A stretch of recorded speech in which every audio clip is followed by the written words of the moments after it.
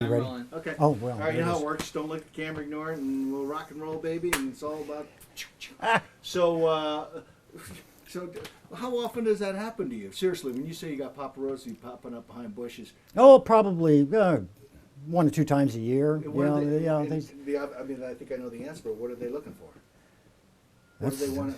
What do they want? they want to talk with me, but they're too afraid to come to the door, so they just take pictures of me, and then what they do is they take an interview that I might have done years ago and take a sentence here from another interview Sure. that I did years ago and put them together to kind of skew the meaning, Yeah. and then they print something with my picture, with my brother's picture next to me. I'm like, what's the deal?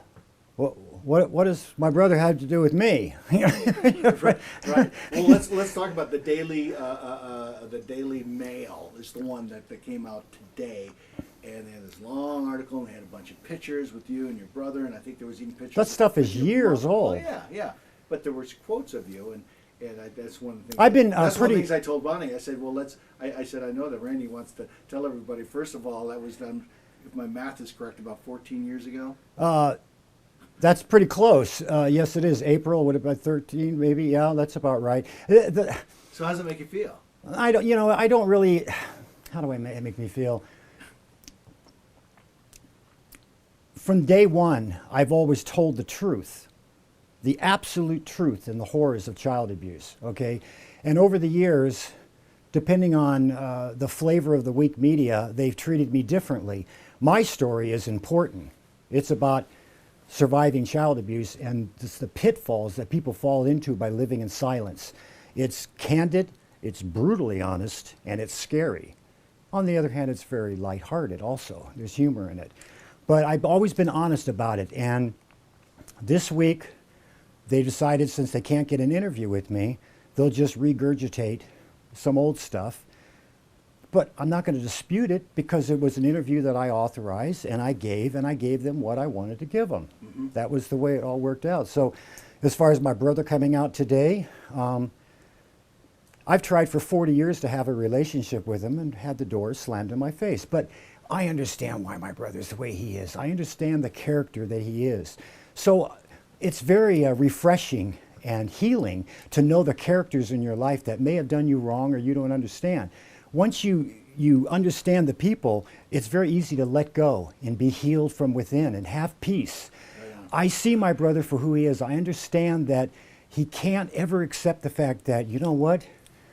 Randy took the place of me to protect me, because that's what big brothers do. They protect their little brother. It's not an adult decision.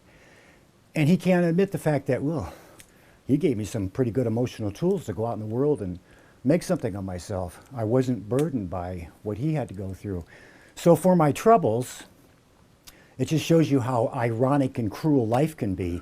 I don't even get to have a relationship with my brother because I loved him. That's life. So I understand it all completely. And him coming out of the closet, I've known him for years. What's the big deal? And nobody cares, okay?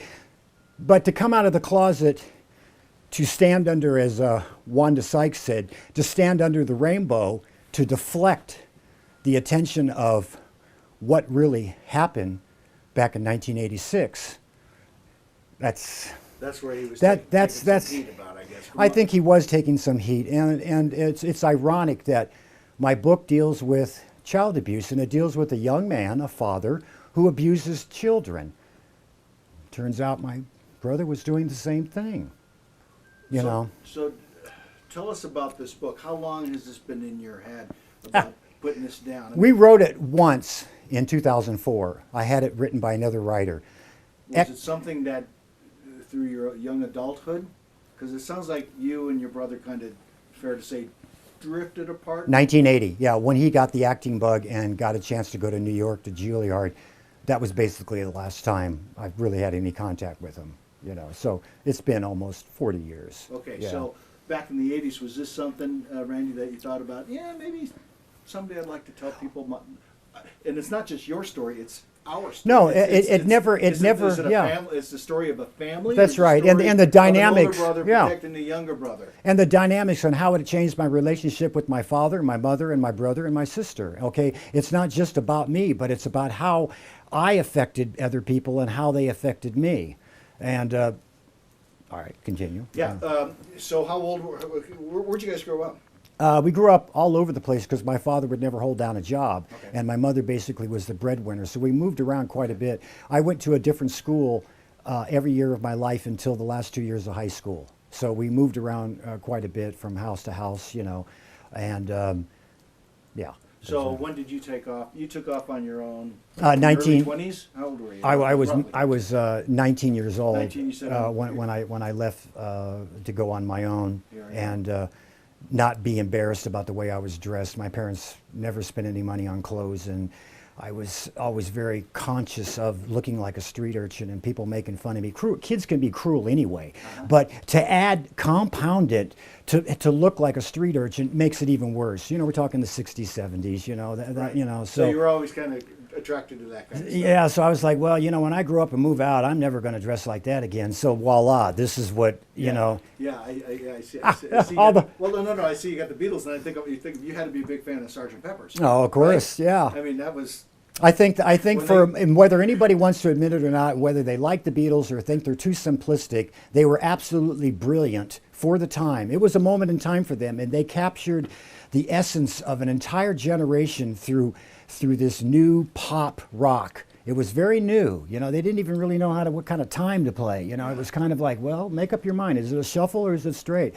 But the lyrics of John Lennon and the melodies of Paul McCartney, it was magic. Right. They were perfect together, and they had very good accompanying players. So yeah, they had a big influence on me when I saw them in 1963. And so that kind of transition, when you talk about the outfit, the look, everybody, I don't want to say everybody, but most people here in the Valley know of you. If they don't have used you before, I mean, I have. Yeah, you know what? And that started. 14 years ago, 14. after my long drumming career, Uh-huh. which I don't regret a day of once I got into it, I retired and said, you know, I'd like to do something that was kind of entertainment oriented, but I don't know, I don't really want to move my drums around anymore and stuff. And I landed this limo gig by accident. A lady called me up, one of my girlfriend's friends, and said, could you drive a limousine for me tonight? And I'm like, sure. It was a little 4-passenger. Sure. And I show up at this concert at the Idaho Center, and I open up the door and roll out the red carpet, and I got mobbed. I got mobbed, and I was like, what is this? And I'm thinking, gee, I wonder if I can make a living at this, just being a nice guy and dressing differently. And I got famous for it. You know, parents trust me with their children. They know I run a tight ship. A lot of people don't know anything about me, don't know who my brother is, don't know I have a book coming out on child abuse. They don't know anything about me. They see what the public image, all the thing, but they don't know how I live privately. So this, you know? since then, this look hasn't. It's really very, it's changed. I mean, not obviously not you got really. your It's pants and your jacket. it's a cross between Mozart and Liberace and the 1980s. You know, it's very Victorian, but it's formal.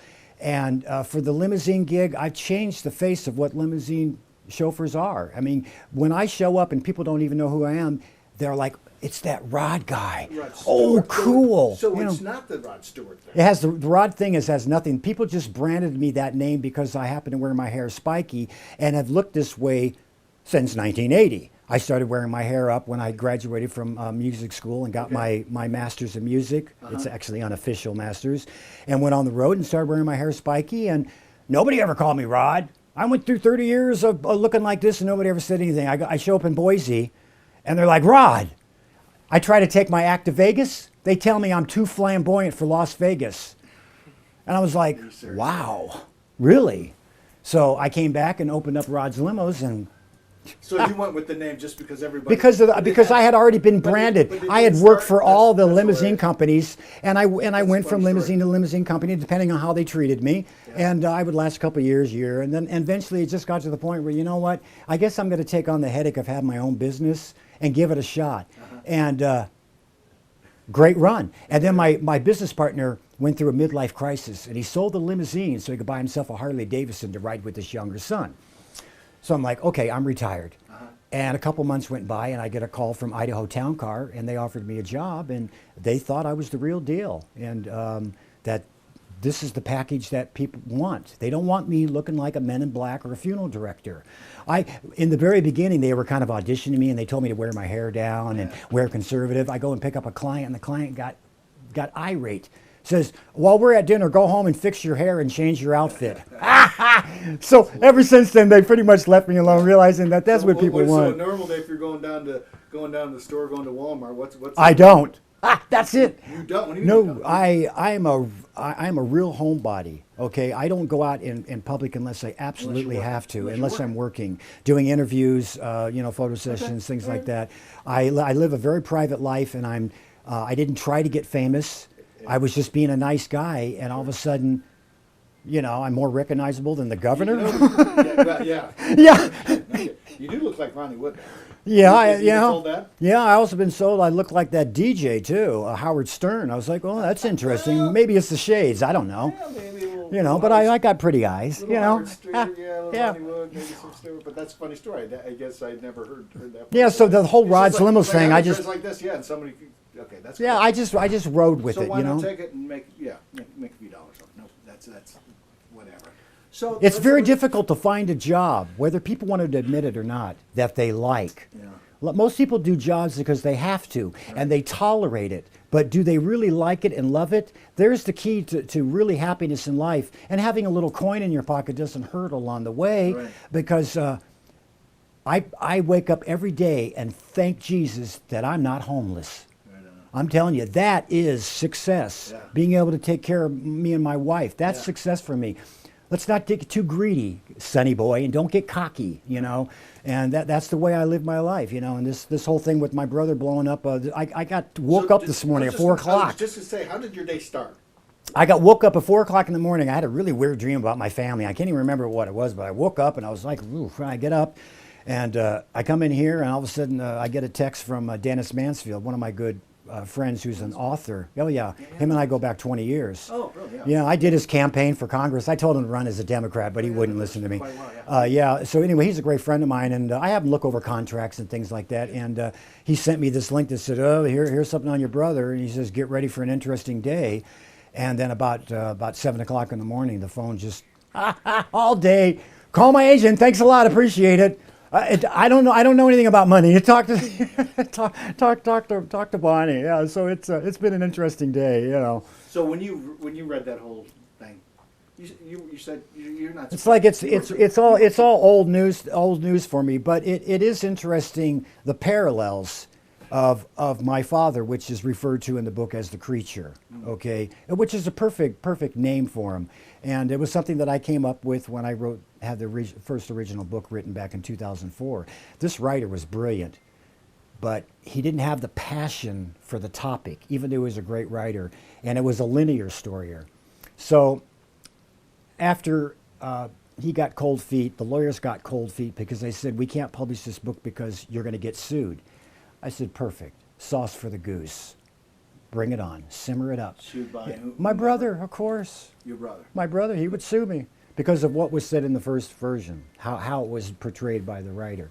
But he never contacted you personally. Never contacted me ever. It never went anywhere. It never went anywhere because the lawyer and the writer were cold feet. So I just ended the project. I sat on it for 10 years. When's the last time you even talked to him? My brother? Yeah. 14 years ago at my mother's funeral. That was it.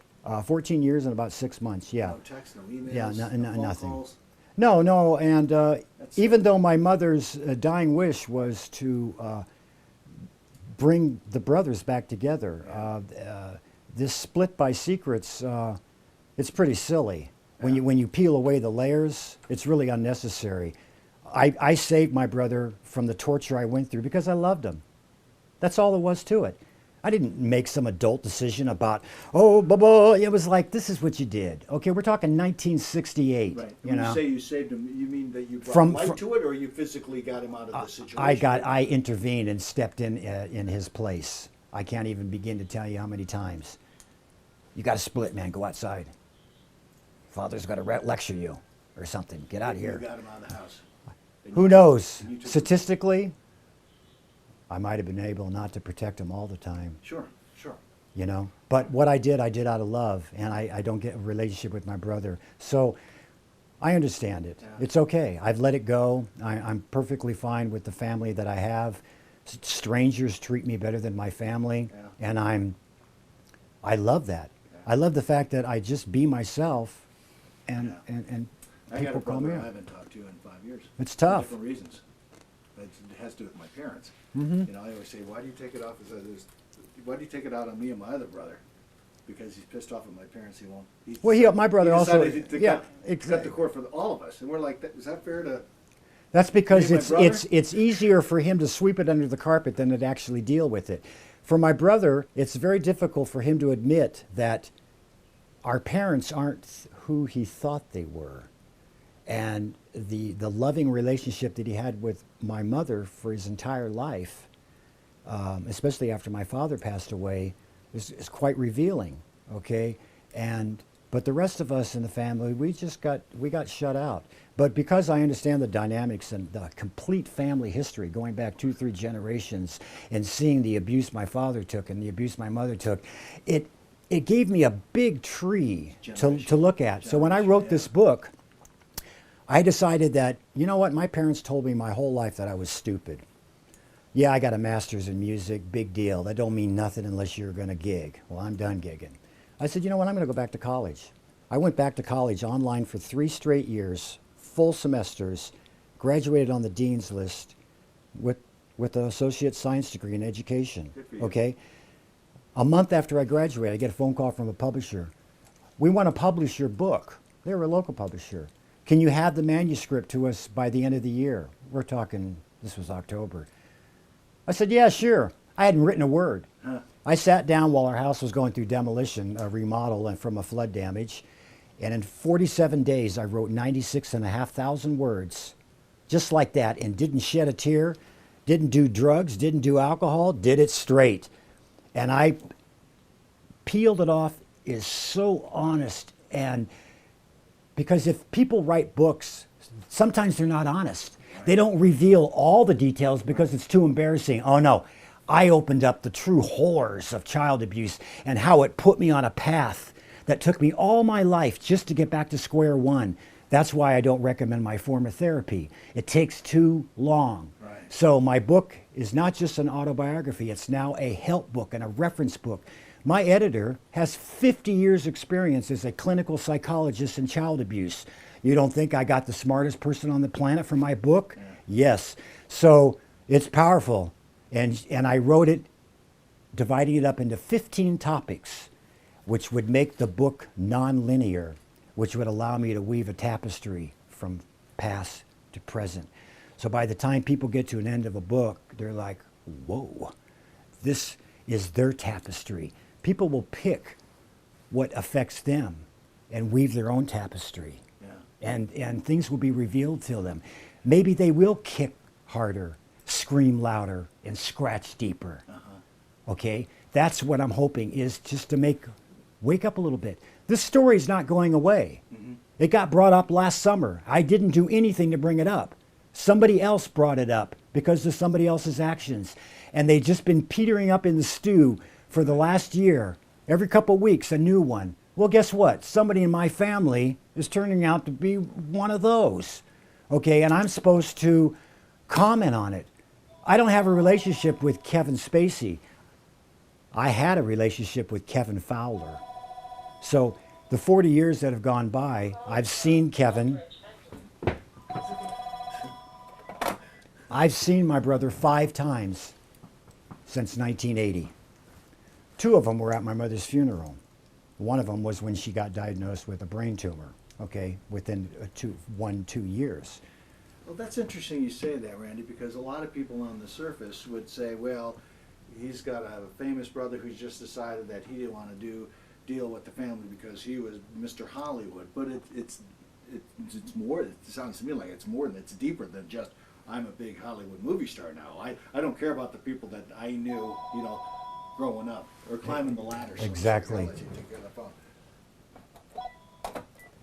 It goes deeper than that.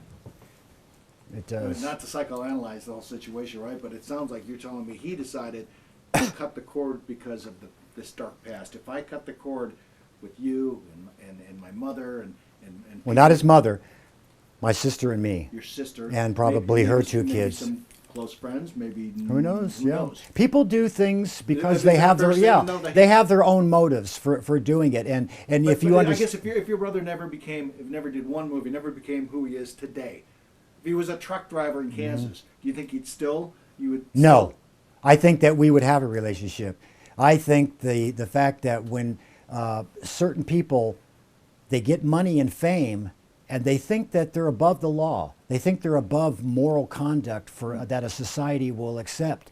They think they can get away with anything. And when they get away with it once, then they feel pretty confident they can do it again. And this becomes a cycle, a lifestyle of doing the same stupid stuff over and over again and coming up with the same result. My book puts a winch in that circle and makes people stop right there and figure it out. What do you want once this book? You hopefully sooner than later it gets published, right? They're working on it. They're working on it. Yeah. It's not just it could be for a read. It could be for a read sitting in the living room at the coffee table. It could go into somebody's office that deals with this topic. It's written so a child can read it. Fantastic. No profanity, okay? So What that do no you- one will be offended. What do you want people to get out of this? Once the book is out there, what do you want people to get out of this book? I want them to walk away with reassurance and hope that they can be healed, okay? And if you want to call it God or whatever people want to call it, it's very difficult for people to stand naked before God and realize that all the mistakes that you made, you cannot blame on everyone else. You're eventually going to have to own them, eat them, digest them, and move them out. And if you can't, you're going to continue to do the same stuff over and over again. I'm not talking about forgiveness. I'm talking about acceptance. There's a big difference between the words. I'm not going to forgive anybody. The torturous life I had? No. But I can accept the circumstances and I can accept those people that did me wrong and understand why they did it, why they rationalized it. It's very healing to step back and go, oh, I see why he's been this way. Makes perfect sense.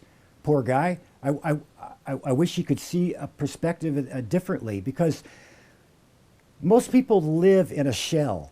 They only know that one station Right. that they're accustomed to. If my brother could just experience family, it would open up his eyes to a whole new world. At the end of the day, nobody cares that you're an actor. All that matters inside is your family and your friends and your relationships. If you get rid of that, what are you? So my brother could be a much better actor if he just had a relationship with his family. It would broaden his views and his acting chops. But he only acts one way, the way he is. The way you see him on screen, that's how he treats me. So as far as I'm concerned, the Best Actor award in the family is still up for grabs. I'm just waiting for my shot. Because What about your sister? my sister is not speaking to me either, because I had the courage to write the first book. So that's been going on since, Does she speak with Kevin? no, Okay, because so- she doesn't speak with. So we've got 3 siblings and no one's talking to each other. Yeah. How sad. Yeah, and the only reason why my brother even had any type of communications with me was because of my mother. That's your It was Christmas. She would force him to call me. How old were you when your dad passed away? That was 1992, Christmas Eve, and my mother passed away in 2004. So she had over 10 years, and she changed immensely. When she was diagnosed with a brain tumor, this is quite tragic. She requested to see me. She begged Kevin to send for me for 6 months so that she could talk with me. She wanted to talk with me about what had happened as a child. She finally wanted to get it off her chest and resolve it. My brother would never send me a ticket. I was really poor back then, and I didn't have any money to go out there, so I sat and waited. And then a month before she passed away, when she was a complete vegetable, my brother called me and said, I'm going to send you a plane ticket. I show up at the house after his audacious limousine comes and picks me up at the airport and puts me up in a penthouse suite. I'm like, and my sister's down the road at some Motel 6. I'm like, what is this? Anyway, I go to see my mother, and she's a complete vegetable. She can't even utter one word. You know, the one thing that my mother asked him to do, her dying wish, he denied me those few moments in time that I needed so much. But a miracle happened. My brother had to go do some Hollywood stuff, and I was left in the house with my mother. All of a sudden, my mother grabbed my hand and said, "Everything will be fine." And that's all she said. That was it. That's what I got after 50 years of pain. But it was good enough. It was enough to realize that she knew what her husband had done to me, and she was sorry. But that was one of her favorite quotes, "Everything will be fine." It's even on the back of her ashes that are down in the living room. So I did get closure for it on that. Closure. But yeah. for my brother just to lie to me when I was going back to the airport and say, "Yeah, I'll be in touch," and 14 years have gone by, I'm like, really? Not even a Christmas card? You could even have one of your people sign it. I'm sure they can forge your name. I mean, come on. So, but I understand him, so I've let it go. It's all fine now. My book is so honest, it reveals all the dynamics between my parents and the absolute brutalness of what I had to go through. Why my office looks the way it does? My parents used to make me pack up everything in my room and box it up and put it in the garage for like entire summers at a time because of some stupid thing I did. Okay, no wonder I have an office that looks like a 14-year-old's, you know. Now, It's pretty cool. it is cool. It's You know, pretty I just had a bunch of my models in a national model contest at Hobbytown, and I got 8 ribbons. I was hoping for 1, not 8. Yeah, so these are pretty incredible things. I am quite the artist, you know. You are. I- Do we have a name for the title for the book? Yes, oh, definitely. It's right here. It's called A Moment in Time, Living in the So Shadows. that is the That is that's it. the cover. It is unnegotiable as far as the title because it's used throughout the book. Oh, you can zoom in on that. Yeah, I'm gonna get like. Yeah, but there's always these politics involved. Producers will give you. I'll give you 3.5 minutes for that story, and I'm like going 3:45. 3:45, So that is yeah. cool. That's cover. Yeah. So And that's my artwork, okay? We're eventually going to have that up painted, and it's going to be different. I'm actually going to be on my knees lifting up the curtain from the ground. I thought it would be a little more humbling as opposed to just opening up the drapes, because this was not an easy story to tell, even though I didn't shed a tear. Brent, did you have? God, did you have any fond memories growing up with your brother and sister? A few, that's a pretty but, broad question to ask yeah, somebody, but not really. Did you guys go on family? Yeah, family vacation. We actually went to a nudist camp for 2 weeks, courtesy of my father. How he talked my mother into it, I don't know. Your father took you To a nudist camp. How old were you guys? Let's see, that'd be 1962, 63. I mean- We're living in Santa Monica on Ocean Park Boulevard But you're there. all young kids. Young kids, shit, I've never seen that expose anything You like have that. gotta be kidding me. Unbelievable. Oh, And yeah. He thought that was a cool thing to do. Oh, he loved it. Who knows what he was doing off when he was away from the family? That's another speculative idea that you could And your write a whole mother book about. never once stood up to him, did she? She never did. And I think that after he passed away, my brother and her became much closer. And I think she was able to get a lot of things off her chest and talk about the loveless relationship. See, my father to my mother was a savior. He was a boarder after getting out of the Army, going to college. And he saved my mother from a life of abuse, an alcoholic father who beat her and her hiding out in the vacant lot. So he looked at her as a savior because he didn't drink. She took the first man that came along and never got to experience true love of the heart. That passion that you feel about somebody, and she just accepted it. And she kept her mouth closed for 40 years, and her favorite statement was, when I wanted to talk about the abuse, "I don't want to talk about it," and my father laughed at me in my face. Those were the responses I got my whole life from both of them until the very end when my mother said, "Everything will be fine." So a lot of things never got resolved. My father did say he was sorry once when he was on his deathbed in the hospital. You But were you went there? I went there Why? because my mother was a Christian Science and wouldn't allow the doctors to save his life. And I was like, I'm not going to let that SOB die on me before I get some restitution. I had my mom arrested by the Adult Protection Agency, and I became the guardian and made sure that my father got all the proper treatment to live. I wanted to talk to him. Even though I hated him, I needed that. And that was back in 1992. I saved his life. He lived another year. But as soon as my brother showed up on the scene bringing a big 6-foot stuffed gorilla elephant, he took charge of the party and I got pushed off to the side. But that was fine because you know what?